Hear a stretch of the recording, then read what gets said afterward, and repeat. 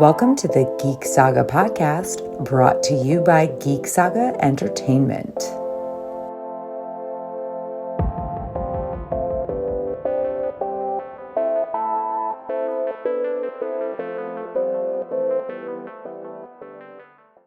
Hi, I'm Tara Lynn of Geek Saga Entertainment, here with my Hot D Takes co-host Manny for the new Geek Saga podcast series, 90s and Noughties Cringe Factor. This series will focus on some of those problematic teen movies, rom-coms from the 90s and early 2000s that is it love to hate or hate to love? Either way, I'm Manny. And for our first episode, we're chatting about the cringe factor of 1999's She's All That. At the time, She's All That was a modern take on My Fair Lady, which was, of course, at its time, a modern take on Pygmalion, but in pure 90s and noughties fashion. She's All That was, of course, set in a California high school. The main goal in this movie was for popular straight-A jock Zach, played by Freddie Prinze Jr., to get the supposedly scary and unapproachable Leigh, played by Rachel Lee Cook, elected as prom queen. So, we'll begin our discussion with a list of 10 things we hate about this movie, then suck it up and admit 1 to 3 things we actually liked in our These Are All That section.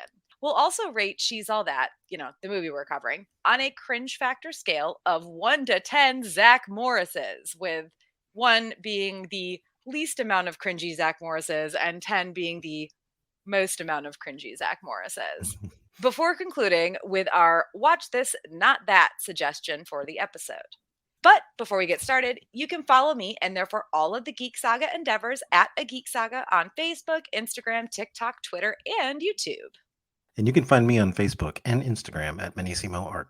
Last, but hopefully not least, we hope that you'll check out the Geek Saga Entertainment Patreon. We have 10 tiers ranging from $1 a month to $40 a month, and I'm actually in the process of doing a minor revamp that includes adding some Ice and FireCon perks and more. As always, though, it will, of course, include early access to these 90s and Noughties Cringe Factor podcast episodes. You can check it out at patreon.com/geeksaga_entertainment.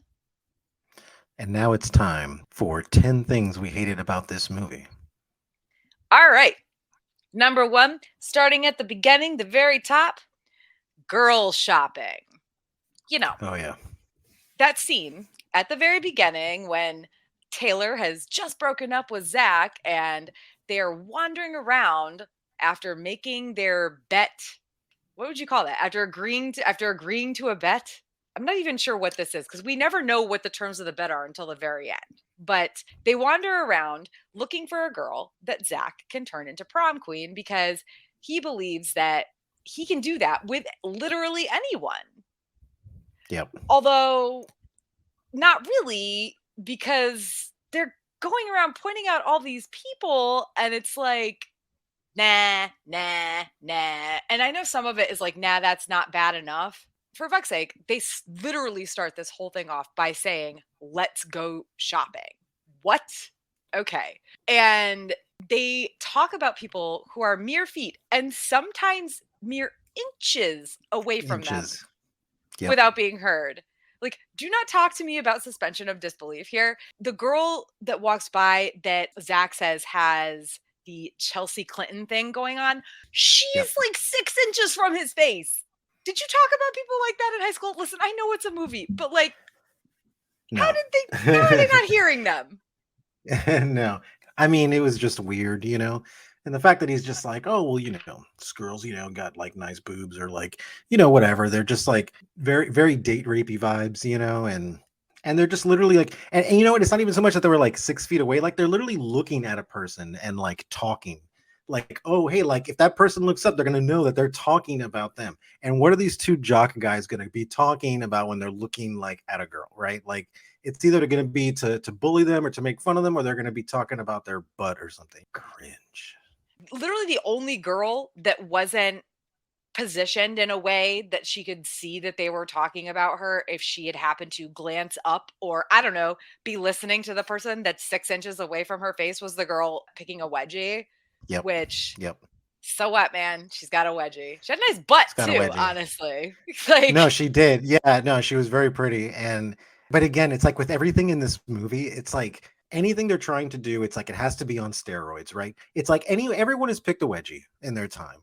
But it's like it's not like I like bend over halfway, in the middle of it, and like I'm just like, oh, let me just keep tugging at this. It's like everything is like a caricature of what they're trying to like portray, right? So it's like, oh, nerd person, we need to make them over the top, oh, jock person, over the top. It's almost like everybody is just a cartoon character of what they're trying to like portray in this on every single level, and in that scene you can totally see it with the girl with the wedgie, the way the guys are like girl shopping and like all this stuff, it's really wild. And even like as a dude, for me, I never associated with people like that.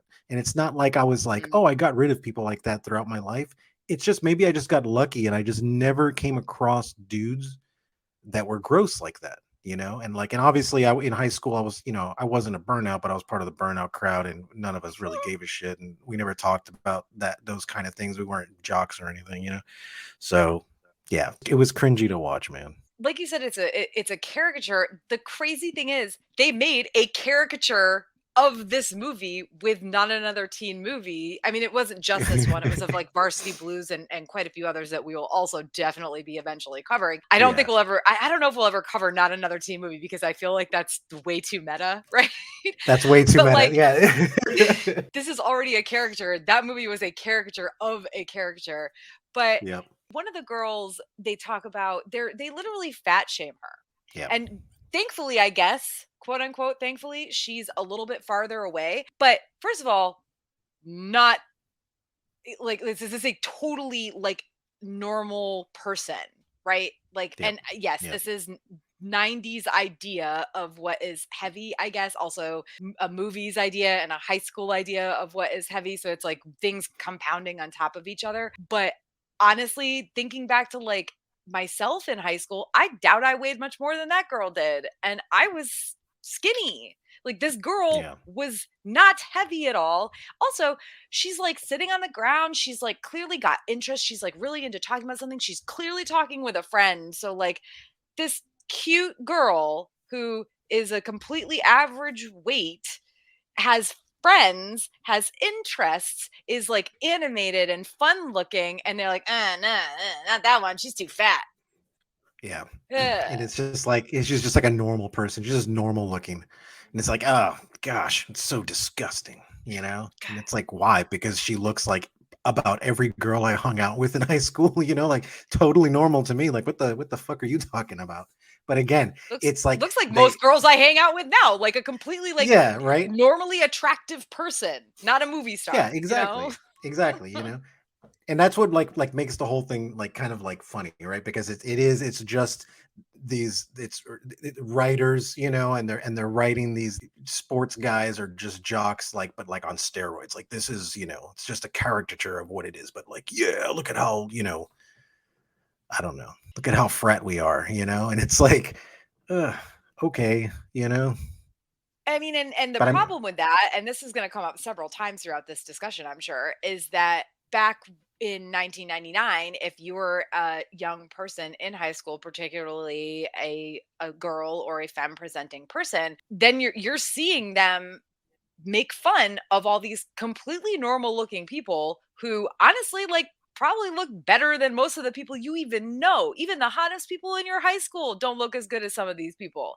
And at least in my case, I don't know, but I only went to like my high school had like 550 people in it when I graduated. So, and my class was 150 or something. So I had a really small high school, but like looking back, it's like, I think this affected me more than it affected me then more than I really thought it did, because I'm thinking about how I felt about this movie then and being like, oh God, no. And how many girls did this affect even more negatively?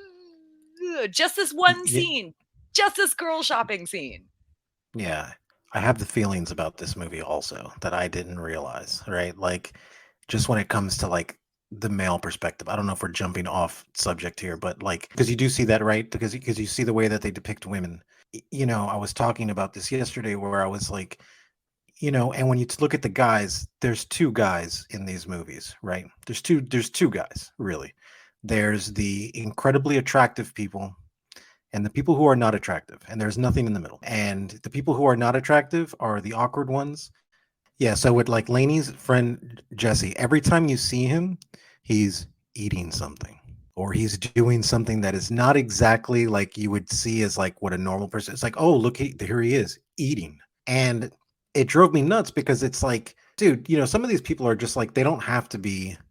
It's like there isn't two options here. They don't have to be like the Freddie Prinze Jr. and they don't have to be just like the Jesse. And not that Jesse is like an unattractive dude. He's easily a guy that I would have been best friends with in high school. Like easily, very easily. Like they did good with that. But it's like they always depict guys as like this black and white thing. You're either really attractive, and if you are really attractive, okay, if you're the guy and you're really attractive in the movie, you are an asshole. Okay, period, because you're doing assholery. Okay, all the time. We always see that. And if you're the awkward kid, well, you're just awkward. You're the nice guy, right? You're the nice guy and you're awkward, but you're not really gonna hook up with anyone in this movie. Well, I mean, except for Jesse, who got together with Anna Paquin, which was awesome. But it'd be nice to maybe see the awkward guy character, maybe play the lead one time, and not just be the side character. It sure as hell is not happening in a 90s or Noughties teen. No, definitely. Yeah. We're on the wrong podcast for that one.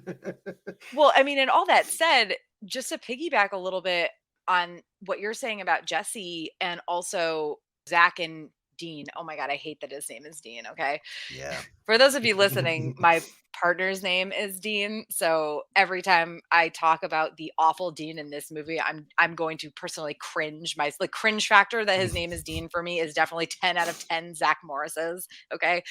But the first time we meet Jesse, he's eating a Twinkie. I'm sorry, it's a Twinkie Light, whatever the fuck that is. Did those ever exist? I should have Googled it. But I think Leigh they did actually fat shames him. You said Yep. you were going to lose X amount of pounds before graduation. He is not heavy.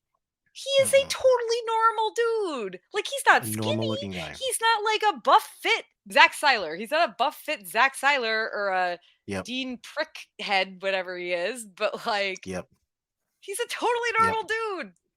He's a normal guy. Exactly. He just looked normal. But yeah, and you're right. And she totally just kind of fat shames him right off the bat. That was one of the things on my notes that I took. And I'm like, dude, girl, what are you doing? Like, honestly, minus 50 points for Lainey Boggs for fat shaming her best friend over a Twinkie. Honestly. And that was the weird, let's just move ahead before I get into Lainey. Well, before we close out though, speaking of dudes who are friends with these people, I did want to say, and this actually, it happens several times throughout the movie. Preston seems like an all right guy. No, and that was one of the things on my notes. I was like, this guy is the most normal guy out of all of them. Like, he's literally like the most neutral. Preston was definitely like, he was like literally, if I was in that school, I'd pull him aside and be like, bro, why are you hanging out with these fucking people? You're not like them at all. Like, you're actually like a cool fucking guy and very neutral and very normal, like nice, really, even. I would say, other than a couple of the kind of jokey comments he makes about the bet after the fact, he tries to talk them out of the bet, whatever. We'll get more into it later, but why is he friends with these people? Ew, I hate it. Thank you. Number 2, Lainey Boggs as a concept. Okay, so this one I have thoughts on. Why is it that all nerds or awkward people wear glasses? It's like, that's like the staple. It's like they have to be as bland as possible, which wasn't really realistic for Rachel Lee Cook. She's not bland in any kind of way. She's actually really attractive. And, she is totally like conventionally attractive, like in all ways, and like, look, and I'm not going to lie, I fell victim to it. Like, I had a huge crush on her back in 2000s when she was making her thing, and then she did the voice of fucking Tifa in Final Fantasy Advent Children, and I was just like, oh my god, this girl's like, she's just the fucking best thing, since fucking sliced bread. I was a huge crush on her or whatever. Lainey Boggs as a concept. And I guess, okay, listen, I didn't go to some giant, rich, fancy person high school in California, okay? But me coming from a kind of, smaller town in Connecticut where I had known 30% of my classmates since kindergarten. By 5th grade, I knew about 50% of them. Like in middle school, that upped it to 70%. And by the time I got into 9th grade, I knew like 98% of the people that I graduated with. Very few people moved into our town. We were very small. So I will start this off by saying that my concept of what high school is skewed by where I'm from. Okay. But I still believe that Laney Boggs as a concept was completely unrealistic in the late 90s, even in the late 90s. Like you said, I agree with that. Glasses and having your hair back in a ponytail and unfashionable clothes, which first of all, like she's just dressed comfortably and she wears a smock a lot because she's artsy and constantly in She's art class, artsy. I guess. She's clumsy. I mean, that's a favorite YA trope. Need we bring up Bella from Twilight? But like being clumsy is like this like cute thing eventually, but in this movie it's like, oh god, no, she's clumsy. Oh, she fell down. What a disgusting piece of trash. We can't choose her. No, the weird boobs and the oh god, I think he even says fat. I think he even says Zach Yeah. says, I can deal with fat. I can deal with weird boobs. And it's like, dude, not a single person who is fat has graced this screen. And I'm saying graced with all seriousness. Okay. Yep. Like, not a single person who is fat has graced this screen. But okay, cool. You can deal with fat. You can deal with weird boobs. Fungus, where the fuck did that come from? What the fuck was that about? Like, what fungus are you talking about? You know? It's exactly. Like, you know what's funny too is that there's almost like a weird, like, I don't know if it happened for you, but for me it was like, it was strange, right? Because it was like, you have Laney and I see what they're trying to do, but then there's part of it where it's like, with the writers, like, I don't know where you were going with this, because you wanted someone who was like nerdy, so you gave her the glasses.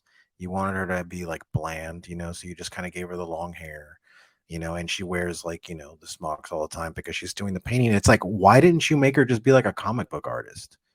Or why didn't you make her be like into computers? Like, the way you did everybody in this movie is such a stereotype of what they're supposed to be that I almost feel like with her, it's like, I feel like it was either just like you guys just gave up at some point, like maybe you wrote her character last, because the way like the movie is conditioning me to be like, okay, she's going to be a computer nerd who does art also and like all this stuff. But even her attitude was very snarky and was very kind of cool in a way, you know, to where it's like, wow, she's not awkward. Like, she was very sharp, strong personality. And it's good for her, like for her character. But in the movie itself as a whole, it felt very out of place. It's like, yes, you wrote her last, and the guy who wrote her character was the smartest person in the room, and everyone else just kind of wrote these like caricatures of who they're supposed to be. You know, I don't know.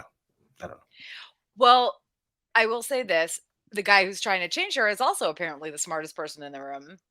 But that said, I think what this was them trying to keep the Laney character way too close to. So what they were trying to do by making her not be like a nerd as we would think of a nerd, like a super smart person. I mean, she even straight up says when he approaches her, like, I'm not that smart. My grades aren't that good. Like, if you're expecting me to tutor you or something, he's like, no, I'm like valedictorian or salutatorian or some shit. Yeah. But they're trying to keep her character close, and in this case, too close to that of Eliza Doolittle in My Fair Lady, which is a young woman who has been essentially raised in the slums and so therefore has not had the education. And Eliza Doolittle doesn't have the knowledge and has not been taught the manners that the main male character, Henry Higgins, has. So I think the problem you have with it makes total sense in the modern setting. So many things they screwed up, but that's really one of the bigger things they screwed up about Laney's character in particular, was that they were trying, I think, too hard to make her an Eliza Doolittle. You know, and I watched My Fair Lady, but like a long time ago. But I guess after this, I'm gonna go watch it because I had no idea that this was what it was kind of like resembling or like based off. I had no idea. So now it's gonna be interesting to go back and to watch My Fair Lady now.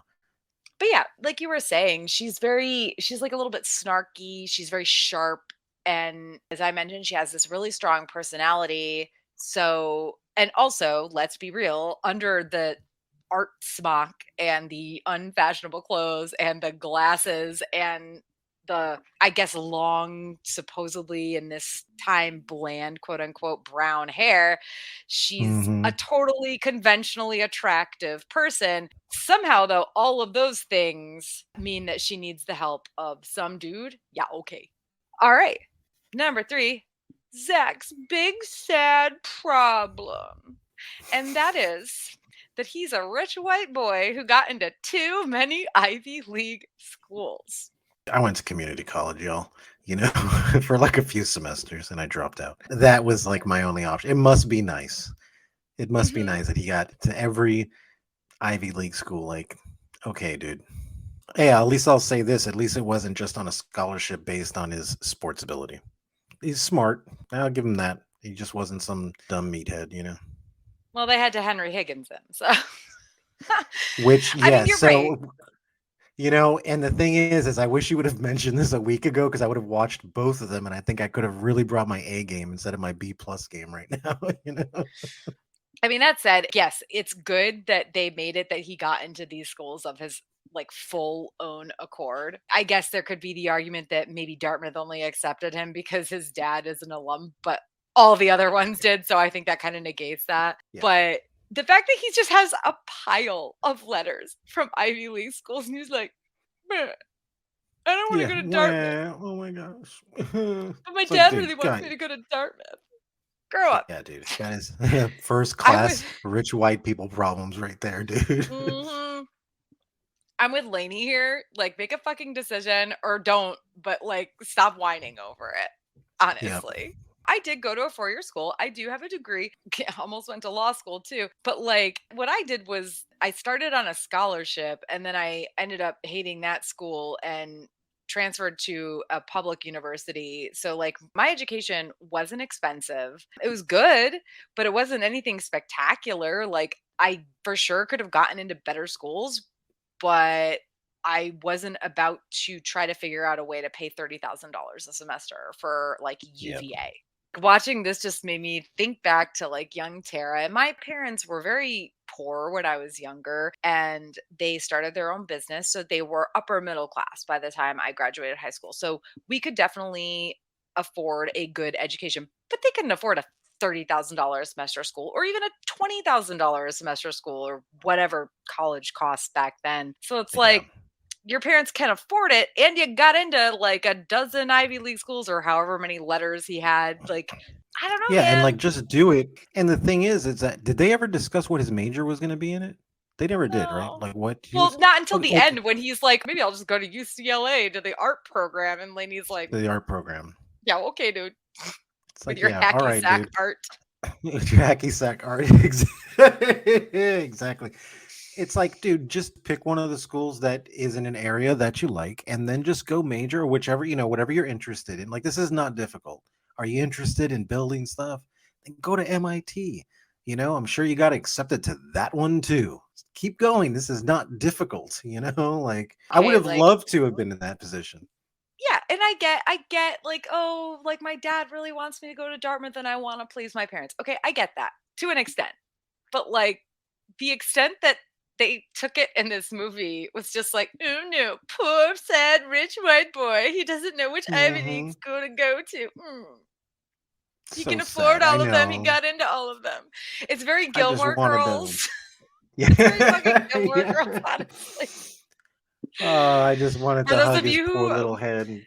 Yeah, for those of you who have never watched Gilmore Girls, the main character Rory gets into quite a few Ivy League schools, and there's like a big fight about it. I'm not going to say which one she gets into in case you've never watched it and decide you want to eventually, but yeah. So then he later is like, oh, I'm going to go to UCLA or some fucking California school and go to art school. Like, honestly, like, if that's what you want to do, okay. But also, like, you can't just get into art school. Okay, you have to have like a portfolio and shit. Even if it's the art department of any college, particularly any major college, You don't just walk into that shit. There's a whole Well, thing you could, in this movie about yeah. Leigh and the other art school kids or the other art kids that are like trying to get into college, for Christ's sake. Like, But I guess it's a good, point about his character, right? Because he's a ignorant, entitled, privileged kid. So he's like, oh, it's just art. I can do that in any school. And that's what I'm going to do. It's like, no, motherfucker, you got to get recommended. That's different. And that time has passed for you. what are you gonna do? Like, did somebody videotape your hacky sack Your performance hacky art sack performance. with their like what would they videotape it with in 1990 with their like giant handheld like Sony camera? Yeah. It's practically Oh my real in the gosh. film era. You know? Yeah. They're up in the back like This ain't the digital era, assholes. You gotta put that shit on a VHS tape and send it to an art school. Hey, now to be fair, this was like 1999, so they did have the small videotapes now for the for the video Okay. camera. They were still videotapes, but they were small. Well, moving on to number 4, the so-called iconic makeover scene. Now, this is coming from a femme perspective on my part. I'm going to argue because I did actually like look up some articles about this movie, like in reviews, like old ones and newer ones, and people keep calling it this iconic makeover scene. I am arguing that it is not. And why I'm saying that is because even as a teenager, I don't remember when in 1999 this movie came out, but I'm going to guess I would have been 16, and I'm aging myself and also telling you how old I am. But even as a teenager, the makeover scene in this movie bugged me. So she puts in contacts, gets a very basic but shorter haircut. Mhm. They clean up her eyebrows a little bit, puts on some very simple makeup, not arguing that, but just very simple makeup, nothing glam or anything, and a red dress. And then they punctuate Which this whole thing by playing that awful overplayed Kiss Me song as she came down the stairs. But gosh. like, I don't know, man. Maybe it's because most of this was the same shit I would do between regular school days and like a school dance.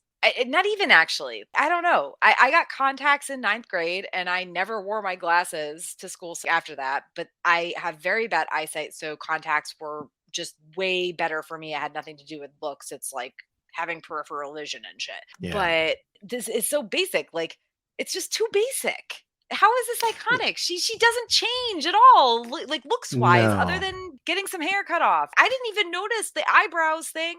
No, and the only way it's even mentioned it's because Anna Paquin They show asks it her, "Hey, have you happening a little ever?" bit. Yeah, and like a little bit. She plucks like 2 of them and like, oh, "Okay, you're all done now.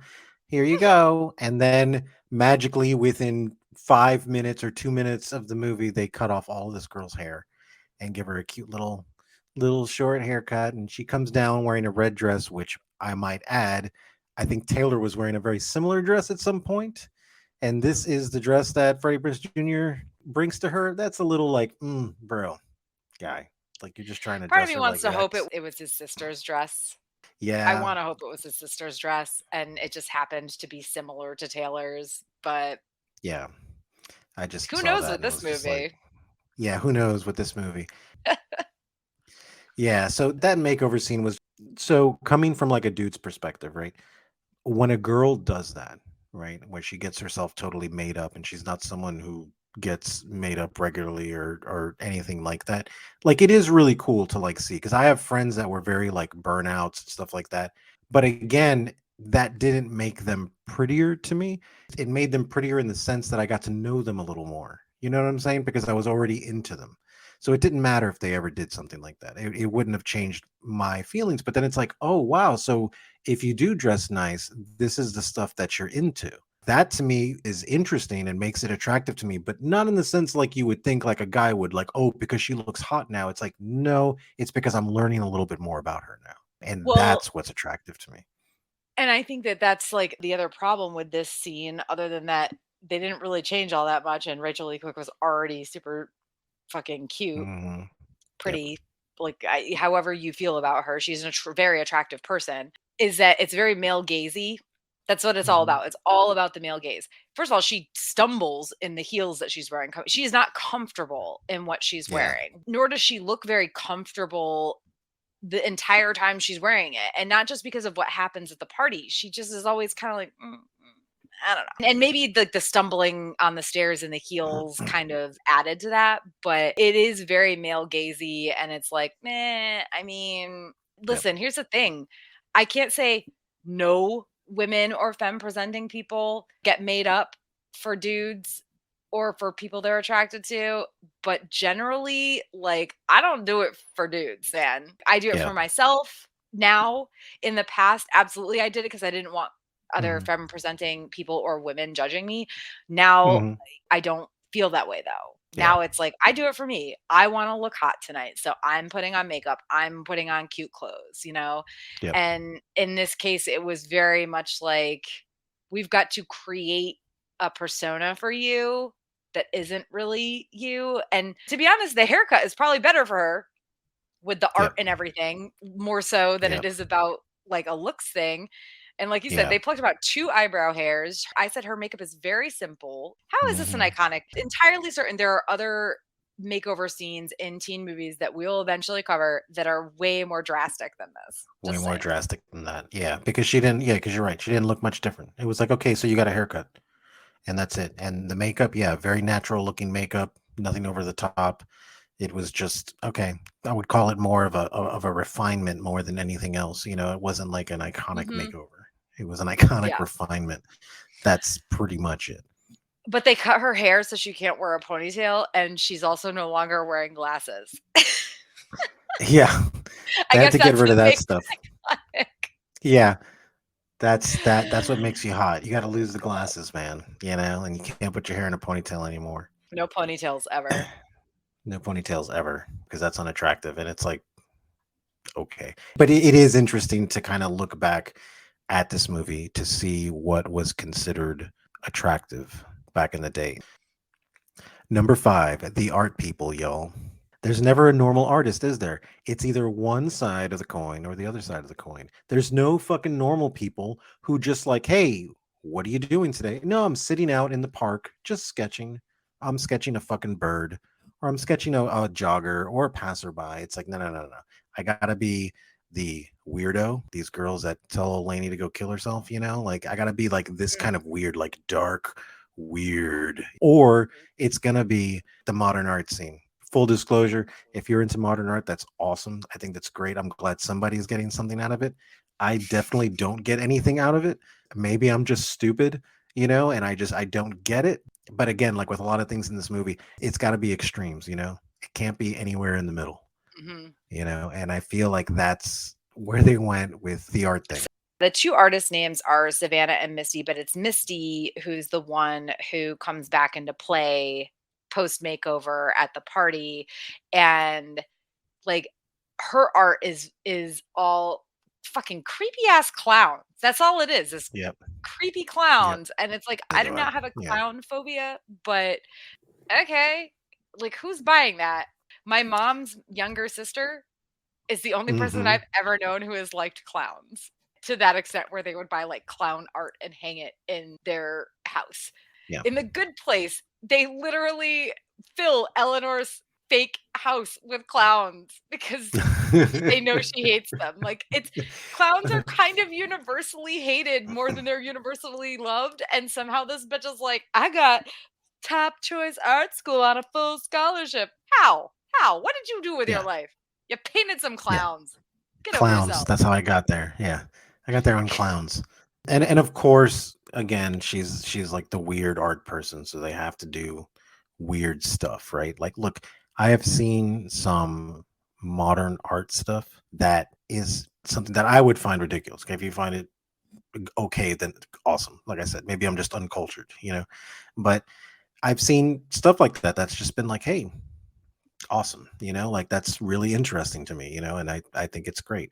But since she's the weird artist, so like we have to put something weird in there, you know, and it can't just be like murder or death. No, that's too much. It's got to be something creepy. I know, clowns. Let's put clowns in there. Clowns are creepy.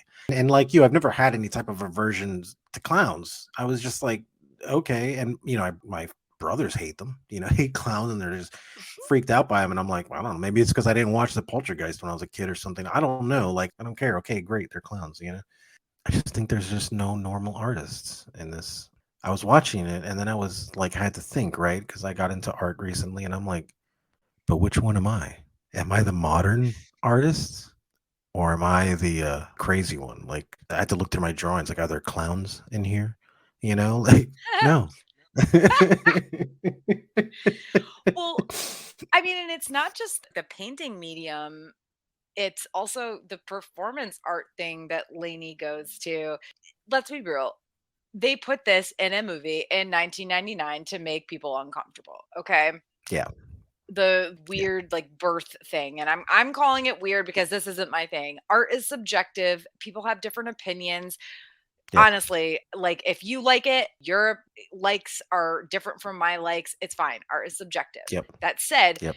for whatever reason, the line that sticks out in my head is when in that scene, one of the people runs forward and is like, my soul is an island. My car is a Ford. And it's like, why? Wait, what? And the other guy's like, I want to be like Mike. What? The whole rest of that scene is like definitely this just really kind of, I think, deep, or maybe want to be deep. I don't know. I am not a performance art person to that extent, so I couldn't give an opinion on it, honestly, other than it seemed really weird that the whole thing seemed very deep, including like Lainey's thing at the end, and even the like, be silent, be still, be silent. Like, it all seems very deep, except for those two random lines that it's like, is this supposed to be funny? And honestly, like, it doesn't help that the two people that come forward and give these weird lines, I don't know what the preferred term is. I believe it's usually little people. So these two people that come forward and say these kind of random awkward lines, which is, my soul is an island, my car is a Ford, and then I want to be like Mike, are little people. And it's like, is this supposed to be funny? Because the whole rest of this performance art piece is very serious, and I believe would be moving if that is a thing that you are into.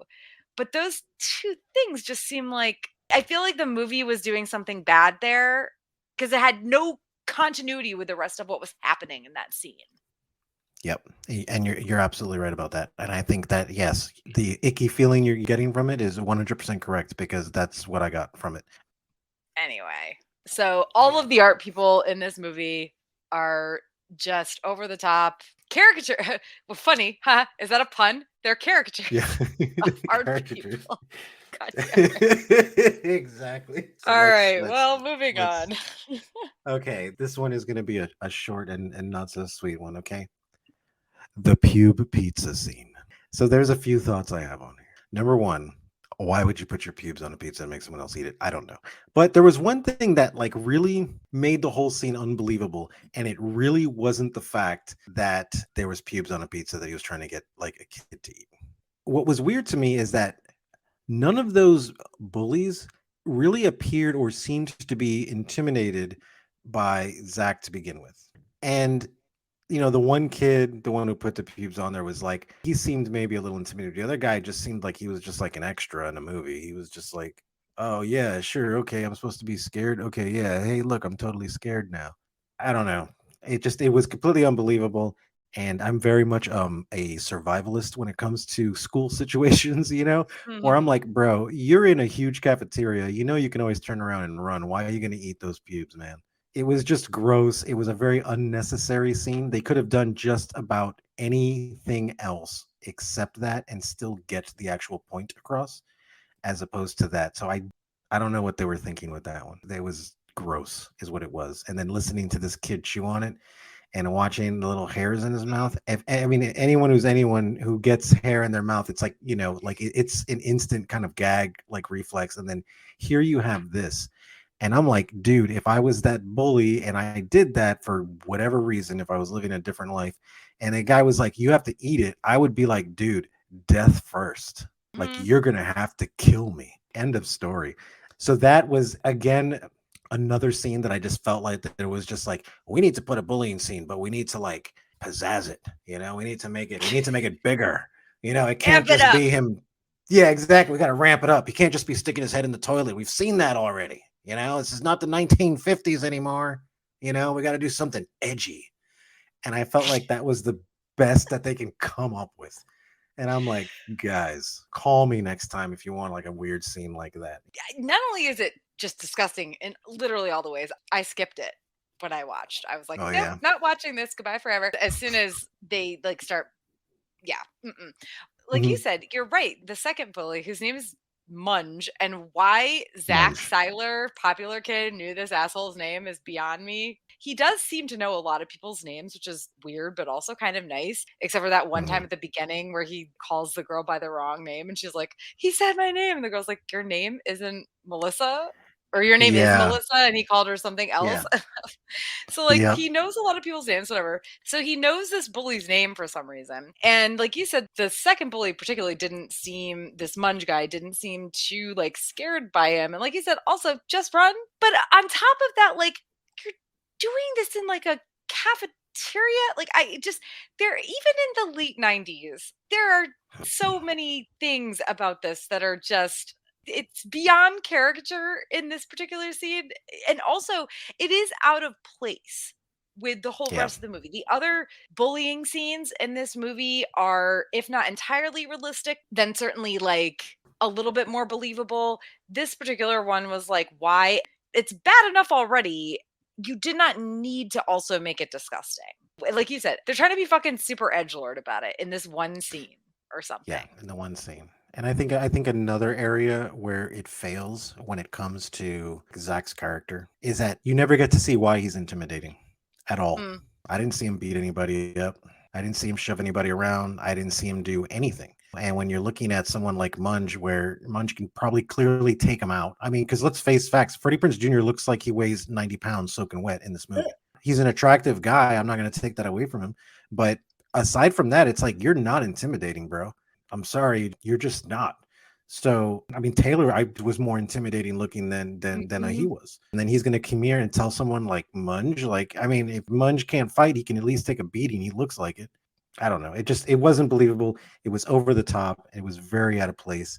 So that whole scene was absolutely pointless. And I think they could have done that. They could have done a similar scene, like absolutely. Like, I personally think that there shouldn't even have been the pubes thing. It should have been those two kids picking on someone, and then, you know, Zach shows up and he gets into a fight or wrestles some of them and is like, oh, this is why people are intimidated by him, right? Like, oh, okay, yeah, I can see that now. But they didn't do that at all. It was just, hey, guys, here I am, the main character, you know? And it's like everybody has to, like, you know, everybody stop. Oh, no. So it was, I don't know. It was very cliche. It was very cliche. I love that. Here I am, guys, the main character coming The to main take care of character. things. Exactly. It's in the Lord. plot, guys. You know? It was bad. It was bad. It's also just Yeah, no, the whole hair in the mouth thing, don't even, I'll throw up right here. I'll throw up on my microphone. Well, that's okay, because we can move on to number 7, which is why Leigh, why? And I've got 2 thoughts on this. Why would Leigh go to prom with, can we call him something else? Can we call him like, call him Gene or Fiend. we're gonna call him Deke. Deke. Yeah. Deke. Like, why would Leigh go to prom with Deke at all? Yeah, for someone who was so closed off, and that Zach really had to kind of bring her out of her shell, like, you'd figure after that she would just run right back. And even if she didn't want to run back, she would have just went maybe with some other people, you know, or something like that. But then it's like, By herself. Yeah, or just go by herself, which is totally fine, you know. No. I'm gonna go out with let me see, douche number 2. Oh, okay, cool. It makes no sense to me that she agreed to go with him in the first place when he like randomly shows up at her place of work and is like, I want to take you to the prom. Because, like, you know, Zach doesn't want you. Now, this said, and this goes back a little bit to the art people thing, she does have a little bit of a revenge streak in her. Misty was super fucking mean to her. I mean, like, beyond mean. Let's not even talk about the fact that she told Leigh to unalive herself in the beginning. Yep. And then Yep. later is like, I'm this rich bitch puking all over myself, and I got into my first choice art school on a full scholarship, and then like passes out and spills her makeup bag all over the place. And I'll be honest, when I watched this again, I was like, would Lainey have done that? I don't know. Like, I'm still really torn about that sort of character move. But that said, as we've already talked about, Lainey is snarky and she is outspoken. She really is. I mean, from the start, she's super outspoken with Zach. You know what I mean? So I fought with myself a little bit, but then I was like, nah, I think she would have done that. And honestly, the girl deserved it. If not for the rude, like, I got into whatever school I wanted and on a full scholarship and I'm super rich, like, and you're cleaning up my puke, you poor person, which, if not for that, but for the things she had said earlier, I get it, Lainey. Lainey would have done that, okay? But that's the thing, because of all of that, because I came to that conclusion, I do not believe that Lainey would have gone to the prom with Deke, as we're now calling him. 10 out of 10 fucking cringe factor Zach Morris's for this guy already. All movie. 10 out of 10. No, it was fucking terrible. And I think that was the hardest time I had with Lainey in this movie, is that there was just things that didn't make sense to me. All the other characters, as ridiculous as they were, made sense within their own personality or how they were written. But with Lainey, like it wasn't, right? Lainey is a snarky. She's not like a weakling or whatever. But then when this girl says a few little mean things to her, all of a sudden Lainey goes outside and has a mental breakdown. And I was like, she wouldn't do that. You know, she starts crying and like freaking out and stuff like that. And I'm like, I don't know. She just wrote on some girl's face, getting vengeance on this stuff. Like, I don't know. I didn't find that as believable. I mean, I'm torn on that one too. I think that was a combination of, despite the fact that she had done what she just did, what Misty said absolutely, obviously affected her, or she wouldn't have done what she had done. And then she comes out of the bathroom and Taylor's immediately like, what the fuck are you doing here? Pours a drink down her fancy dress. She runs out and she trips and falls because she's clumsy. So it's like this weird combination of like, I don't believe it. And then in some ways I kind of do, because I think she's also got this wall up of being the unpopular poor girl in the school. I don't know. This movie is so fucked up. It's got me twisted six ways from Sunday. You look, I would have believed it more if she ran off, tripped, got up, was angry, but upset and crying at the same time. Like, that would be more of her character to me. Like, okay, she's just trying to get the fuck out of there. She wouldn't just stop and like melt into the ground. You know what I'm saying? For Zach to try to come save her or whatever the fuck. It's not in her character. I can definitely see her getting upset, definitely see her crying about it. Sure, I can absolutely see that. But just the way that it was like depicted, I felt it was like, bro, this is like 2 or 3 different Laneys that I have to deal with in this movie, and I can't keep track of all of them. You know? That, and again, like I said, no matter which one of the ladies you're trying to keep track of, I don't think any of them would have gone to the prom with Deke. Yep. Agreed. I keep stumbling over his two fake names. So the other why Lainey why moment is, I get her forgiving Zach, but ending up in a relationship with him? He literally bet on your life. Especially, as we'll talk about in a few minutes, the terms of the bet. But he bet on changing you as a person to make you prom queen in high school. And okay, fine, whatever. I guess let's be real. In these teen movies, 90s and Noughties teen movies, and probably most teen movies, even past that, up until maybe the past like 5 years or so, yes, being prom queen apparently matters. But I get forgiving him, okay? He was very apologetic, very kind. You're my best friend, whatever. That's also a little bit weird, but fine. I've known you for 6 weeks and you're my best friend now, but okay. Yeah. I think the real answer here is because they had to wrap it up in 10 minutes. We kind of need an ending, guys. We need to kind of like wrap this shit up, because after the synchronized dancing that was happening at the prom, somebody in the writer's room was like, guys, we got to wrap this up. I got to get home tonight. Let's just wrap this up real quick.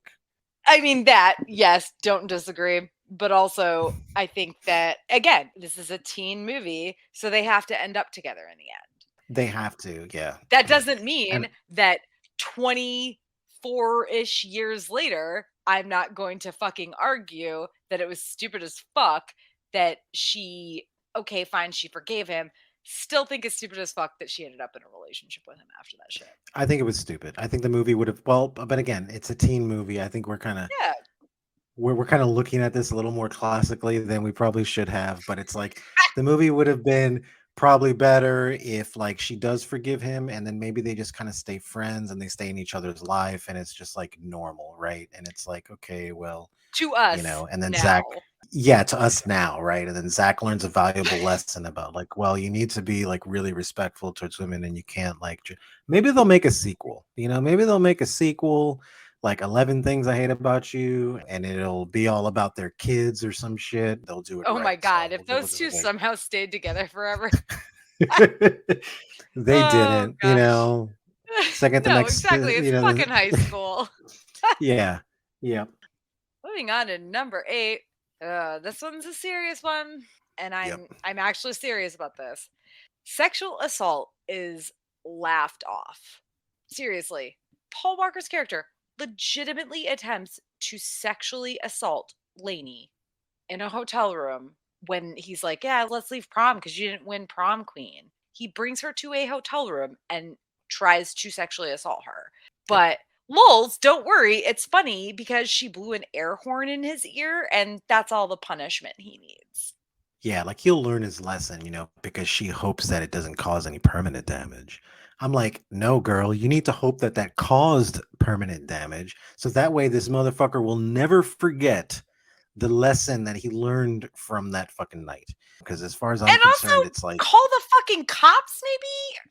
oh no. See, but no. Look, this is 1999, right? And guys just do guy things, right? And they're just like, you should take it as a compliment because they're just into you, and like it's just fucking garbage. This is why I don't have a time machine, because I would go back and ruin the timeline by shooting every person like this just at random. Because that, to me, that's the kind of fucking punishment they need. Not this fucking I'm gonna blow an air horn. No, girl, you need to knife him with your keys. You know what I'm saying? Like, make sure he's maimed permanently and do it publicly. To send a message. And then they go to the graduation scene and he's still like deaf, and they're like calling his name, and the girl next to him, who happens of course to be alphabetically next to him, is one of Taylor's friends, who actually, Alex I think is her name, actually played by Lil' Kim, is next to him. And she was one of Taylor's friends who kind of was like, yeah, I don't know, Taylor, you're a big bitch. So Lady's cool now, and fuck you. Love the character, but like she happens to be alphabetically sitting next to him because we couldn't obviously have like a no-name character sitting next to him. Yeah. And they're calling his name and he can't hear, and he finally gets up and goes. And it's like, it's supposed to be this funny thing. Is like, oh, he can't hear because Lainey blew an air horn in his ear when he tried to sexually assault her. And it's like, this is a Miramax picture, which is a Harvey Weinstein picture. So, and that's what I said when I was watching it, and I said it out loud. I was watching it alone, but sometimes I talk to myself when I watch a movie. And he's like, "Oh, I'm gonna take her to the hotel room." I'm like, "Why? So you can ask her for a massage in your fucking bathrobe, you fucking dick." Like, I was just like, this just screams Harvey Weinstein all over it. It's fucking gross. I mean, the fact that Zach was able to find them at all as he's like driving through LA, calling every hotel, like, okay, dude, there's a fuck ton of hotels in that area of LA, but fine, whatever. I will say, Lainey saved herself. She did not need Zach to save her. So that was a plus, I suppose. Like another thing too, that when I was watching it and I was watching Zach looking around, like, was he doing that for her or was he doing it for him? Is it because you didn't want your friend to sleep with this girl that you're into, or did you actually try to look for her for her protection? The motivation was fucking weird. I don't know, at that point. I think it's like one of those things where you can't tell really. I want to hope that he cared because this is his friend, and he does know how Deke, as we're calling him, is. He does know how Deke is. So I do think there's a big part of him trying to protect his friend. I do. I'm going to give him the benefit of the doubt there. At no point in this movie, despite his asinine fucking girl shopping shit at the beginning, do I think that he is somebody who would force himself on someone. But here's the thing, though. He is friends and remains friends, at least up to like later in the movie, with somebody who he knows will do that. So, because Zach knew what type of person this dude was, and he was still friends with him. And he was still friends with him. Exactly. And I think that's what it comes down to. Because it's like, dude, you hang out with trash, you know what I'm saying? And you know what they fucking are. It's like, yeah. Trash begets trash begets trash begets trash. Exactly. I was fortunate to where I was surrounded by guys that were, not complete pieces of shit.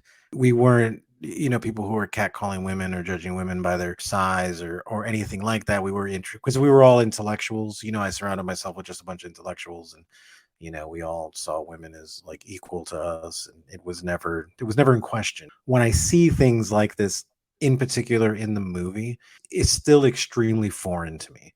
Where I'm like, wow, you're just a fucking complete piece of shit and you're completely beneath me. Look, I am not an egotistical person in any kind of way, right? Like I have a very poor self-image of myself.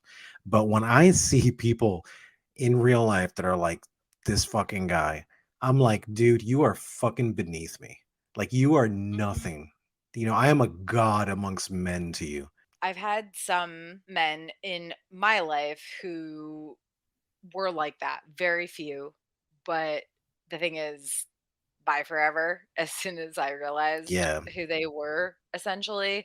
As a femme presenting person, I think the grossest thing is the fact that there are, a lot of people, not just men, who will excuse that sort of bad behavior. But yeah, like that's the thing. Man, I'm sorry, but you were still maybe it was like frenemies, okay? But it doesn't matter. It doesn't matter. And actually, yes, I do think that's what they were. I think Deke and Zach were frenemies, but it doesn't matter. You still gave him like a platform, okay? Yeah. Stop giving assholes a platform. Full stop. Yep. Yeah, exactly. And or at least if you are his friend, call him out on his bullshit and be like, hey, maybe you should fucking stop doing this and stop being a fucking piece of shit. And when they say, no, this is fucking who I am, okay, fucking bye. And for those of us who came from the street, when I see you do this to one of my friends, you're going to wind up in pieces in the fucking Everglades. Okay. So keep fucking around and watch what fucking happens. You know what I'm saying? I'm friends with Daddy Fuck around Damon. and find out. Yeah. I'm friends with Daddy Damon. I know how to fucking handle this shit. All right. He taught me well. Number 9, the terms of that fucking bet. Like seriously, Zach, for real? Zach bet on being able to changing a person to avoid being naked at graduation. The fuck? Okay, so this was a part that I missed, and maybe I just wasn't paying attention. What did the naked thing have to do? Was that the bet? Is that what it was? That he had to go to graduation naked if he didn't? Okay, so maybe that was the part I fucking missed because I was watching it, and when that end scene happened, I was like, the fuck is this about? You're just fucking naked? Like I thought that the bet was kind of null and void at this point because I thought like a normal redeemed person, you would just like walk away from that bullshit. Why are you still adhering to something like this? I don't know. Nope. The whole thing was one of them had to be naked at graduation. I'm guessing. I'm assuming it was the same for both of them. We never know the full terms of the bet because it's never told throughout the whole thing until Zach is there with just his sash around his neck and his cap and a volleyball in his lap for some reason. It was a soccer ball? Whatever. It was some sort of ball. Ha ha ha. Yeah. But he throws it at Leigh, right? Like, oh yeah, see, take a look. This is what you're getting. Here you go. And it's like, and the girl who runs like a girl, according to one of Taylor's friends, and also played such shit volleyball, can just catch it midair. Catch it. Like, oh, it's almost like if someone threw it at me from a foot away, like, how many takes did that take? Seriously though, how would he not get arrested for this? Yes. There might be children at this graduation. My my whole family came to my high school graduation. That included my youngest sister, who was like 12. Yep. And He is over 18. Yeah. That is indecent exposure, and you would definitely get arrested, and you would definitely do some jail time. It's like the best you could have done was... And you would definitely be on the sex offenders list for the rest of your life. For the rest of your life, dude. You know, so it's like, look, you should have just kept the volleyball pressed on your junk, you know, so that way at least you can have some kind of argument that you weren't trying to, like, you know, be nude in front of the children. I don't know. Okay, fine. Just... like, let's assume there's no children there. He's still getting arrested, okay? Yeah. And also, this was the bet. This was the bet. How is any part of this fun or funny or amusing? Honestly, making him eat pubes on a pizza would have been a better fucking bet than this shit. That would have been a better bet, and it would have been a good closure to that story arc with the cafeteria and the pubes, right? Because it'd been like, oh, it's him eating the pubes story now. Arc? It's a story arc. It's like a little side quest, you know, like, and it would have ended that arc of the story, you know, where it's like, oh, okay, wow. So in the end, the intimidating guy ate the pubes, and he's sitting there with like the hair sticking out of his mouth, like, hey guys, you know, like thumbs up, you know, like, and the movie can just end right there with fucking closing credits. And it's like, wow, awesome. Look at Zach, man. He's fucking just so down to earth, man. Okay, anyways, I'm I'm diverting a little bit here. And also, he throws the volleyball at Leigh, and guess what? Kiss me out in the moonlit twilight. Something. This song is the worst song I've ever heard.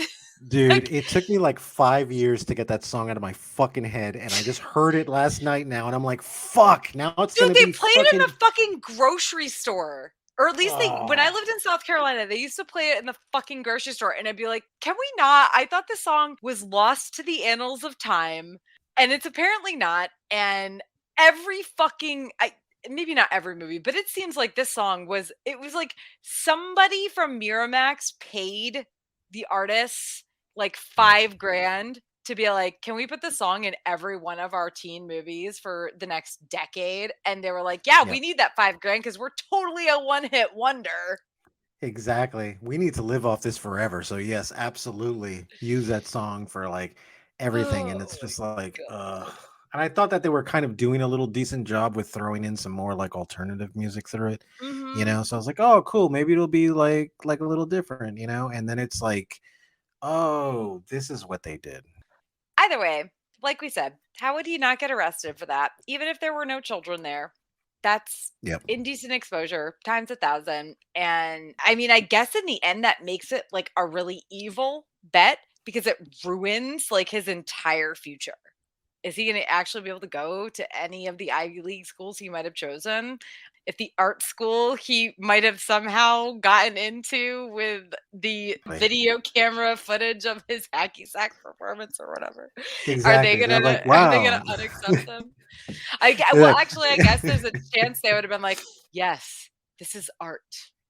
This is art." They're like, "What do you call this one, Zach?" I call this one To Catch a Predator with Chris Hansen. You know, like it's like, what the fuck, man. And number 10, the sheer number of unbelievably random little things going on throughout this movie.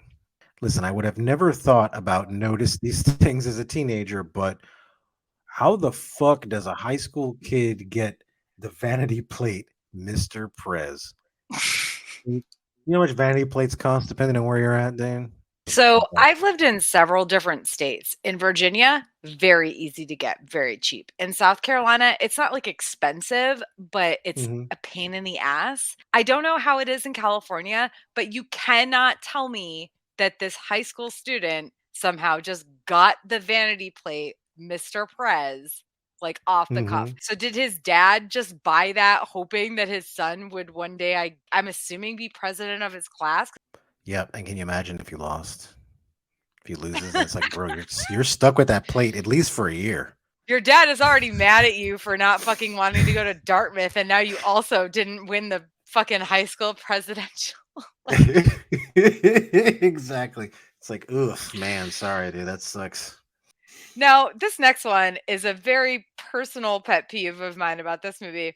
why the hell were high school kids from California going to dirty ass Daytona Beach, Florida for spring break? And listen, I've been to Daytona numerous times. I think the first time I went there was maybe 2001. It could have been 2002. But either way, Daytona Beach is not nice. And yes, MTV did do spring break in Daytona. The last time they did it there was 1993. Yeah. So Yep, this I whole remember that. thing was supposed to be an MTV spring break because they had real world people there. And not just that they had real world people there, because to be honest, I've been to Myrtle Beach for spring break and they had some rando from like real world, I think San Francisco or something there in like, this is like 2004 or 2005. Okay. So way, way long after that season of Real World had aired. But like they put this forward in this movie as like official MTV spring break in Daytona Beach. So Yeah. this is not 1993 or before. And I actually did look it up. In 1998, which would have been probably the year most of this movie or some of this movie was filmed, they were in Jamaica. And in 99, which was the year the movie came out, they were in Cancun. But also, like, MTV Spring Break or not, who the fuck from LA area is going to nasty ass Daytona Beach for a spring break? Yep.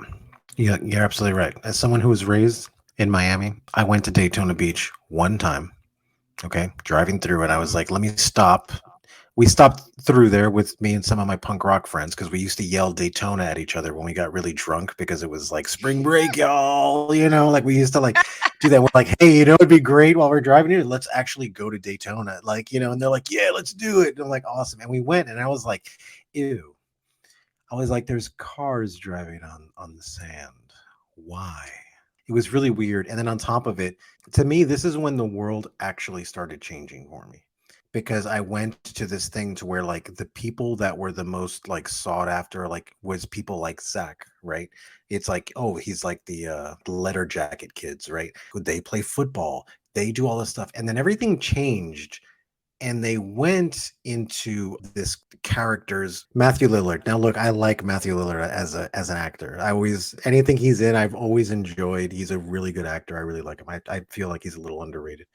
But the character that he plays, this to me was like the turning point to where it was like, oh shit, things are really changing, like for real, you know. And this is becoming the sought after person. Is like this kind of guy, the out of control, like treat women like shit, but like just out in the open, just blatant, like fucking yeah, and fucking I gotta be as fucking gross and disgusting as fucking possible, you know. And it was that whole MTV spring break fucking bullshit, which really it wasn't. There was no spring break there, like you said, but you know what I'm saying. But it was like that style of fucking person, you know, where it was like I don't know, man. I just felt like they sat home, you know, jerking off to like Limp Bizkit or something. That was who they were as people. Because we would bump heads with people like that in the punk rock crowd because we weren't the most, you know, sightly people possible, and we'd run across these, and we used to call them, we used to MTV, you know, spring breakers. That's what they are. In the middle of fucking Tennessee or wherever the fuck we were visiting, that we would see people like that. And they're like, yeah, fucking MTV spring breakers. Here they come, man, with their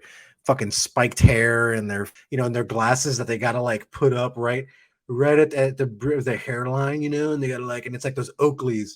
And they're like, hey, what's up, guys? I'm going to go kick back some fucking, you know, some brews, yo. And like, oh, and it's just like, what? So, you know, like. The funny thing about that is similar people, right? When I've been on cruises, we used to make fun of those same types of people. We call them like, woo, party bros, because they'd always have their, first of all, they'd always have their visors on like backwards and upside down. Even in like 2010, 2012, they had their dumb, like narrow sunglasses with their fucking backwards upside down visors and like their fucking aluminum Bud Light bottles in their hands and like girls on their shoulders in the like 10 by 10 pool on the cruise ship. Woo, party bros. Like, yeah, man, I'm gonna smash some tonight, man. What's high-fiving each other, and it's just like, it was just what I would just consider to just be straight up just American trash. back in the day. You know, we'd see these people and it's just like, oh, here it comes. Like, don't worry, guys. We're going to stick around here long enough for them to try to start a fight with us because they think they're on fucking camera. You know, like this is like the Yeah. real world or something. And I mean, also, though, it's just like, okay, so in 1993, probably some people from California, for some reason, went to Daytona Beach. Bleh, and I'll be real, I like the fact that you can drive on Daytona Beach. It's like a different thing. I've been there a couple times. I have literally not been there since 2002. I would never go again, but it was an experience to be had when I was living on the East Coast, particularly when I was living in Florida, and it was easily accessible. But this is 1999 that this movie came out. So let's assume filmed in 1998.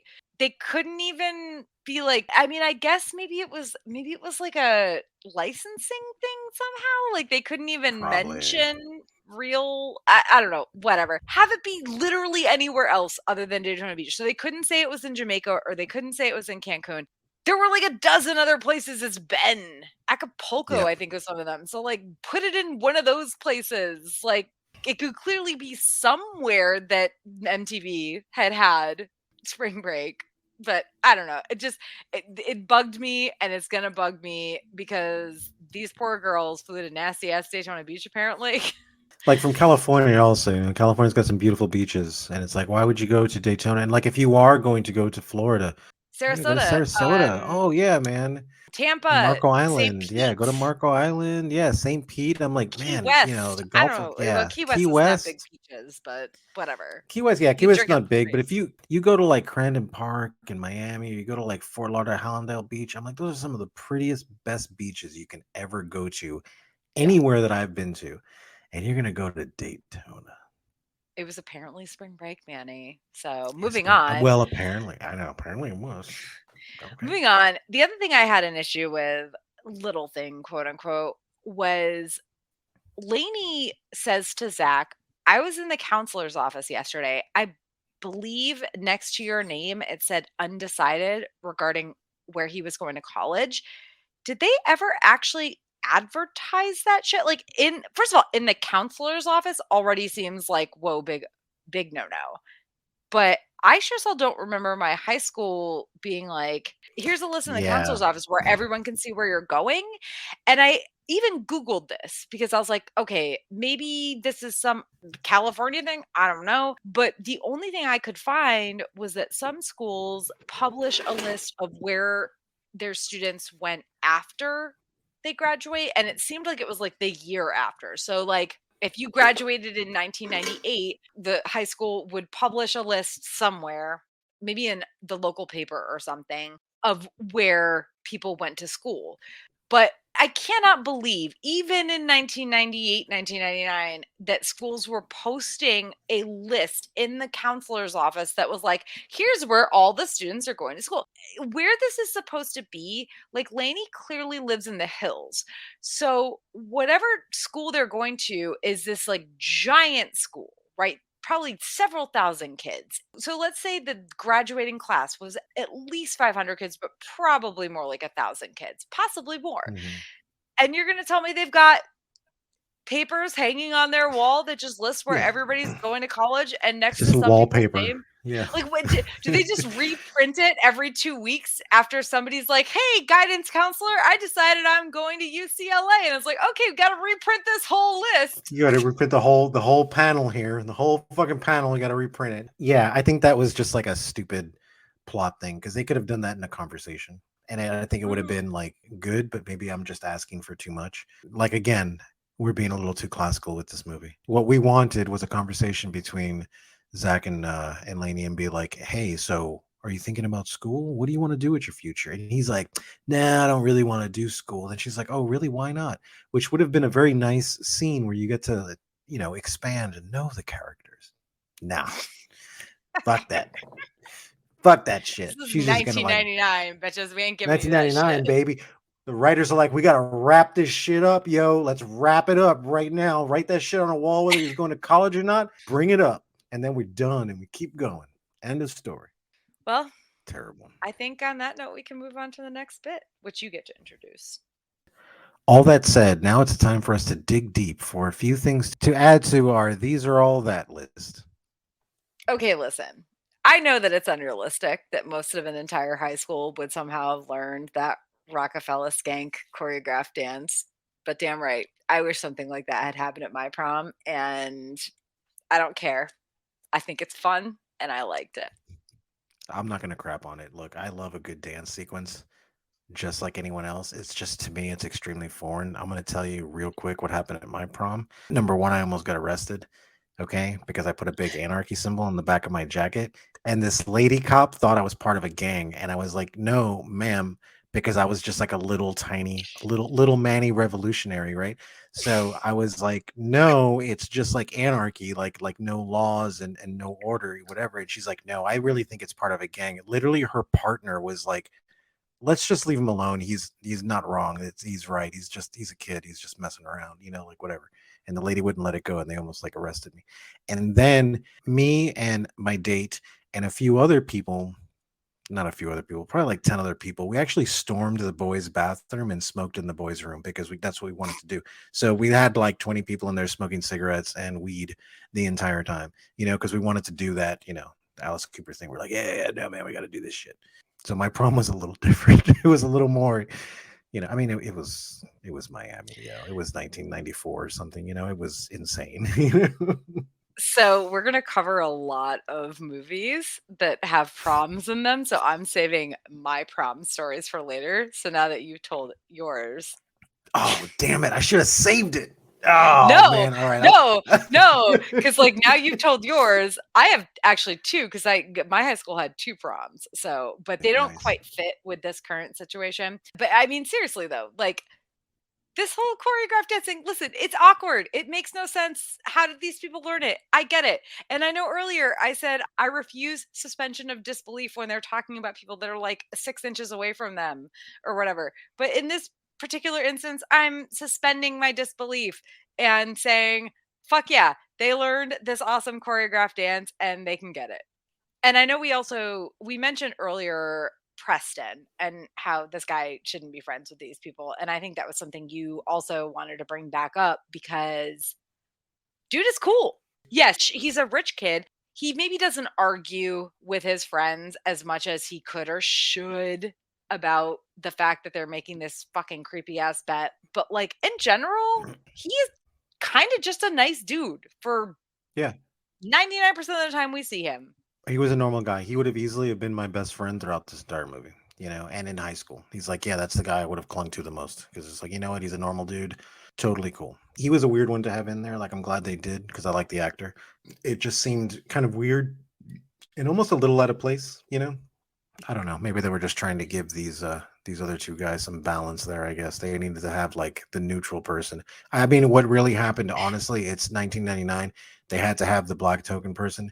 And you know what? Hold on. I'm going to retract that. I'm going to retract that because I will say this. There was more diversity in this movie than I thought I would have seen for a movie that was in 1995. When they're in the beach and stuff like that and the other girls are there and stuff, I was like, hey, that's fucking cool. Like it was very natural is what it was. It wasn't like like it didn't seem forced or anything like that. I was like, oh yeah, cool. And it was, everyone just played it off as normal. Like, oh, that's awesome. Like this is exactly how it should be. The fact that 2 of the 4 popular girls were people of color and that one of the 3 super popular guys was a person of color was for 1999 better than you could expect. And also, all 3 of them were super nice people. Yeah, very nice people, and they weren't playing stereotypes of themselves, right? Or like of their race or anything like that. It was just like, hey, these are just normal fucking dudes, normal ladies, just like the rest of us. And that's what I loved about it. It was very natural. There's one thing I'm going to give this movie. It's going to be that, where I was like, okay, at least you guys did this good, and did it right. That's awesome. For 1999, For 1999 anyway, particularly. I was raised in Little Havana. Little Havana is like the Cuban ghetto in Miami. So I was raised there. I went to an inner city school where we were all equal in the sense that we were all poor.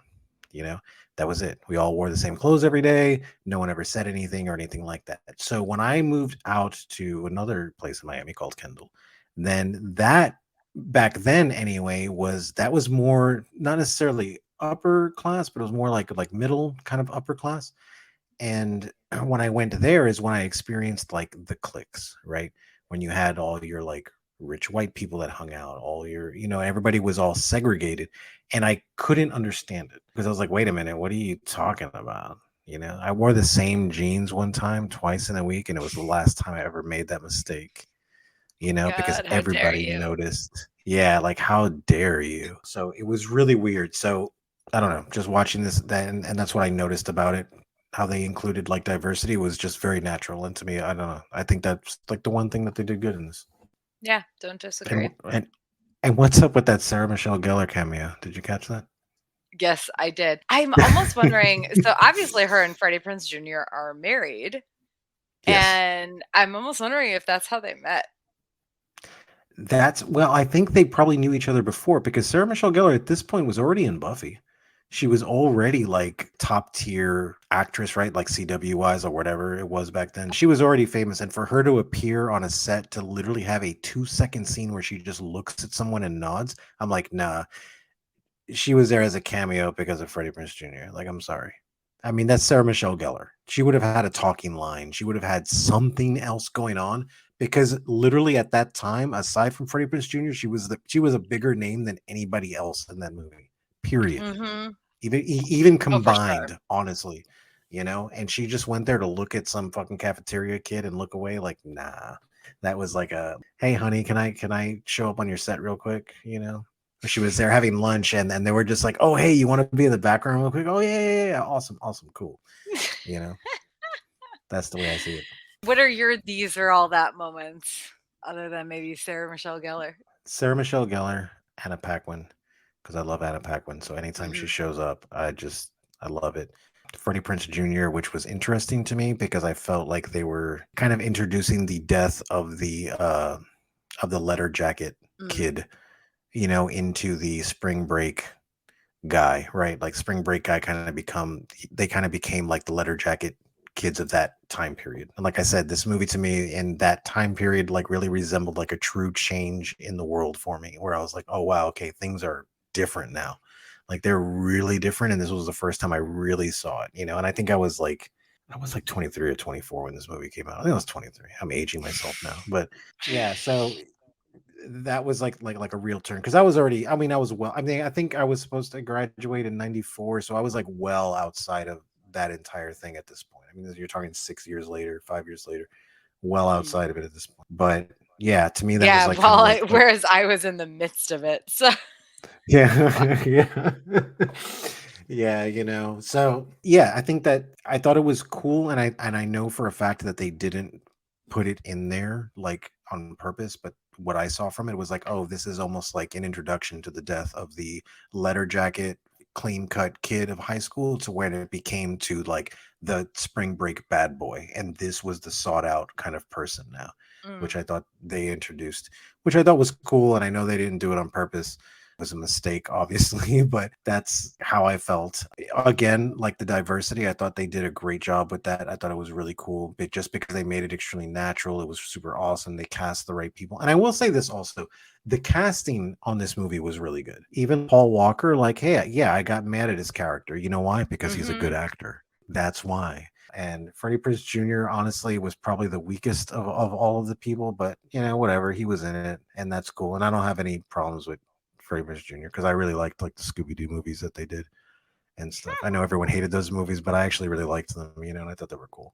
But yeah, I thought the casting was really good.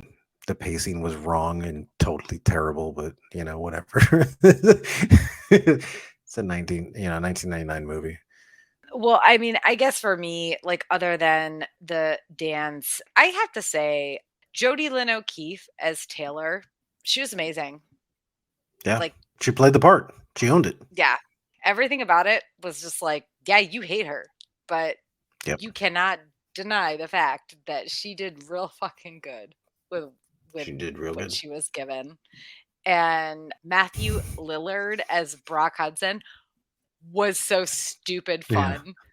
Like He his owned it. dance, Yeah. his stupid dance, like it's my song. Like, my God, it's so bad, but I loved it so much.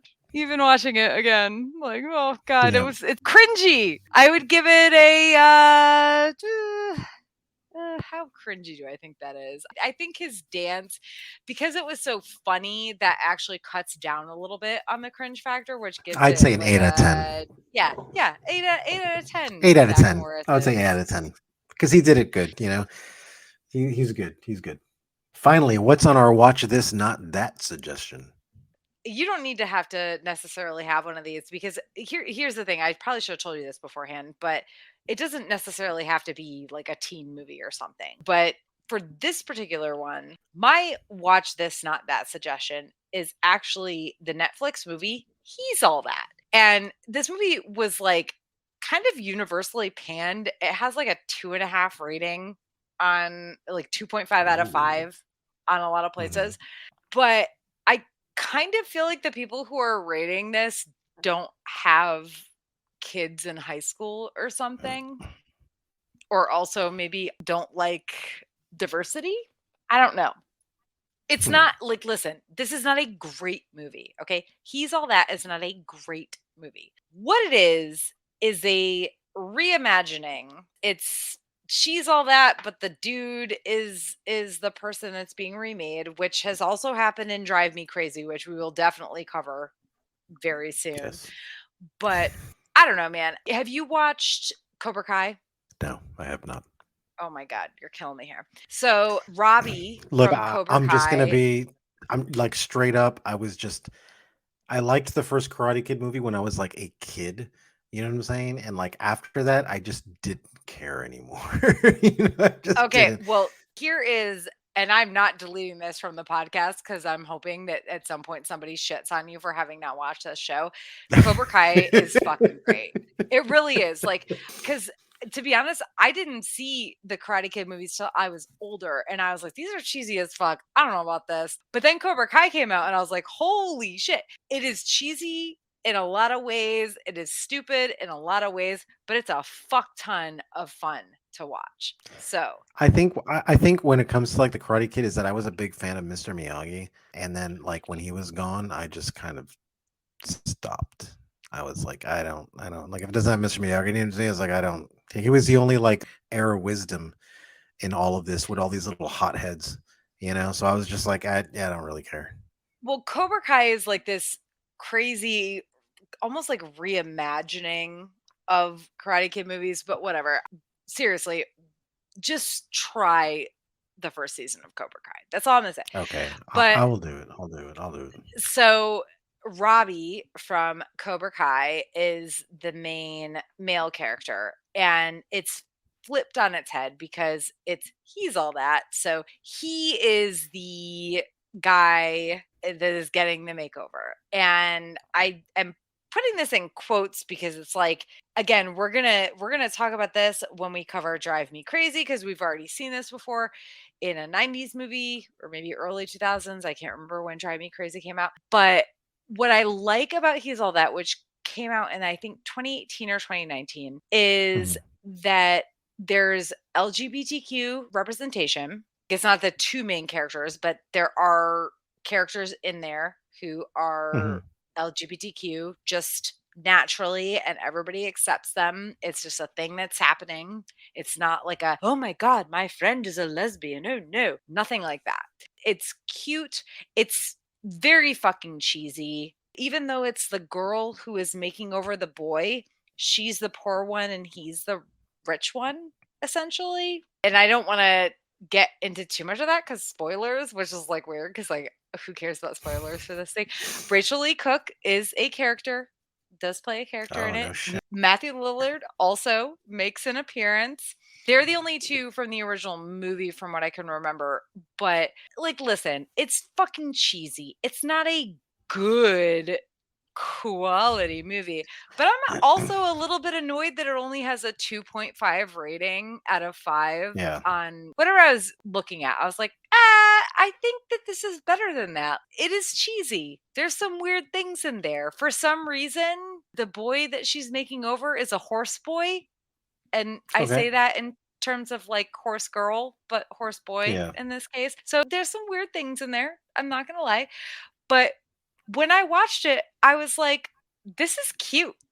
Okay? Yeah. Like, this is cute. And to be fair, I had watched She's All That drunk one night. And this is how I got the idea for this podcast series. Because I was on HBO watching something else. And then She's All That popped up as like a thing that they had recently added. And I was like, okay, what the fuck? I haven't watched this movie in like 20 years. Why not? So I watched it and then I was like, oh, Manny, we got to do a podcast series. Are you in for this or not? And you texted me when I was drunk as fuck. You know, and I'm like, oh, yeah. What are you kidding me? Fuck yeah. Let's do this. So this is how Manny and I decided to do podcast series together. Yeah. But like, because of that, I was like, okay, I just watched this movie and now I know that there is a He's All That version. So I'm watching this like a few days later. And I was like, oh shit, listen, again, not a good movie. Like, we're not talking this is gonna blow anybody's brains out or whatever in terms of like how amazing it is, but it's cute and it's a really good spin on the tale. And like I said, it's got some LGBTQ representation. The main character is a person of color. I'll be honest, I watched it once. I would watch it again. We're not here to have a great time. We're here to get our hands dirty in some 90s and noughties right now. All right, dude. And we're going to be in the trenches. Okay. And it's going to be muddy and it's going to be weird. Oh, I mean, we already have like a small list. I think I have a couple more to add to it. And I'm going to put it to our patrons and be like, which one should we do next? Have mercy on us. Yes, please. Well, no, I'm giving them a limited selection. On that note, do you have any watch this, not that suggestions? The Marvelous Miss Maisel. Like, I just caught up on that one. If you haven't watched that, watch that. I mean, hands down, it is pretty much I feel like it's pretty much a retelling of like the Joan Rivers story. It is so good, man. Like, it is so good. And the writing is just like absolutely phenomenal. And it's written by the Paladinos who wrote Gilmore Girls. So exactly. Yeah. And you can see it all in there. It's just A+ writing, A+ acting, A+ set designs. And my God, these are one of those shows I watch where I'm like, man, I wish I was born a woman just so I can wear those hats. I just love her outfits and her fucking hats and just her personality and all this stuff. Gosh, so well written. Real quick before I close out, what are we going to rate She's All That on a scale of 1 to 10 Zach Morris's? So 10 is the worst, right? Yes. I would give this one probably an 8. I'm going to give it an 8, and I'll tell you why. Because I really walked into it expecting more cringe. Then watching it made me question myself. Where I was like, hey, you know what? Maybe I haven't like evolved as a human as much as I should have, because a lot of this just seems kind of familiar to me. And even though I don't agree with it, like a lot of this stuff, it was just like, oh yeah, this is the kind of shit. It wasn't cringe as like I expected it to be, but it was cringe. So I don't know. I'm going to say an 8 because it was definitely cringe on the outside, but there was still some endearing qualities about it. So it wasn't like a 100% terrible movie. There was characters that I could actually relate to and was like, oh, okay, cool. I actually agree with you. I think I'm also going to go with 8 out of 10 Zach Morris's. Leigh herself, despite some of the choices that she made, was still a very outspoken character with her own personality. She wasn't just this like girl who they molded. And even in the end, they didn't mold her, right? They plucked her eyebrows and cut her hair and shit, but she was still the same person. So I will give them that. And like you said, there's some fun moments and stuff. So yeah, 8 out of 10 Zach Morris's on the cringe factor scale. There's a couple movies on our list that I feel like are going to be way worse, but I think this one was it has down points. This was the appetizer, guys, of what is to come. Okay, that's all it is. We went a little easy on this one. Yeah. Well, and if you are interested in being able to vote on what our next choice will be, please join our Patreon. It's patreon.com/Geek Saga_entertainment. I will be putting that poll up probably in the next 24 hours. So as we close out our episode, just want to give a shout out to our Heroes to our patron, Tommy at the TKOK Podcast Network. Thank you so much for supporting us. And thank you to our listeners for joining us for this first episode of 90s and Noughties Cringe Factor on She's All That. For the most current news and updates about this series, follow me / Geek Saga Entertainment at A Geek Saga on Facebook, Instagram, TikTok, Twitter. But again, thank you guys so much for listening, and you will listen to us maybe sometime in March when we have a second movie to cover. Who knows? There we go. We'll see. Thank you for listening to the Geek Saga Podcast. If you like what you heard, please check out other Geek Saga entertainment endeavors, including the Sagas and Sass webcast and podcast and Ice and Fire Con.